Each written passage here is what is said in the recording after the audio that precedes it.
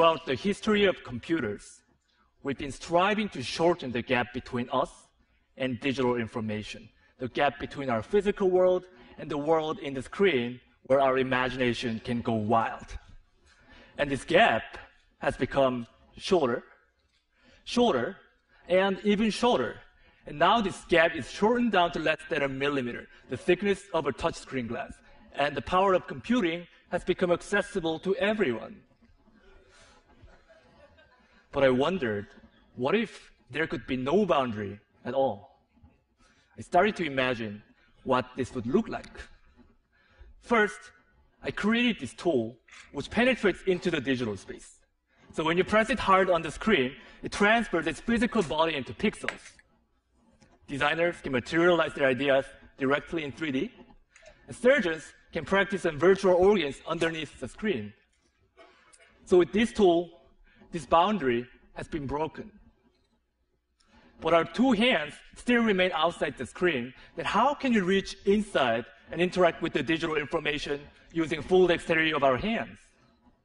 At Microsoft Applied Sciences, along with my mentor, Kerry Blanche, I redesigned the computer and turned a little space above the keyboard to a digital workspace. By combining a transparent display and depth cameras for sensing your fingers and face, now you can lift up your hands from the keyboard and reach inside this 3D space and grab pixels with your bare hands.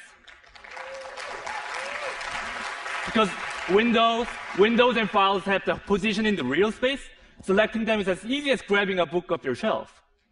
Then you can flip through this book while highlighting the lines, words on the virtual touchpad below each floating window. Architects can stretch or rotate the models with their two hands directly. So in these examples, we are reaching into the digital world. But how about reversing this role and having the digital information reach us instead? I'm sure many of us have the experience of buying and returning items online, but now you don't have to worry about it. What I got here is an online augmented fitting room. This is a view that you get from head-mounted or see-through display when the system understands the geometry of your body. Taking this idea further, I started to think, instead of just seeing these pixels in our space, how can we make it physical so that we can touch and feel it? What would such a future look like? At MIT Media Lab, along with my advisor Hiroshi Ishii and my collaborator Remy Post, we created this one physical pixel. Well, in this case, this spherical magnet acts like a 3D pixel in our space, which means that both computers and people can move this object to anywhere within this little 3D space. What we did was essentially canceling gravity and controlling the movement by combining magnetic levitation and mechanical actuation and sensing technologies. And by digitally programming the object, we're liberating the object from constraints of time and space, which means that now human motions can be recorded and played back and left permanently in the physical world. So choreography can be taught physically over distance, and Michael Jordan's famous shooting can be replicated over and over as a physical reality. Students can use this as a tool to learn about the complex concepts such as the planetary motion, physics.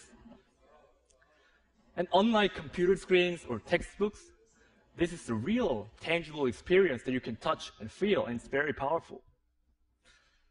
And what's more exciting than just turning what's currently in the computer physical is to start imagining how programming the world will alter even our daily physical activities.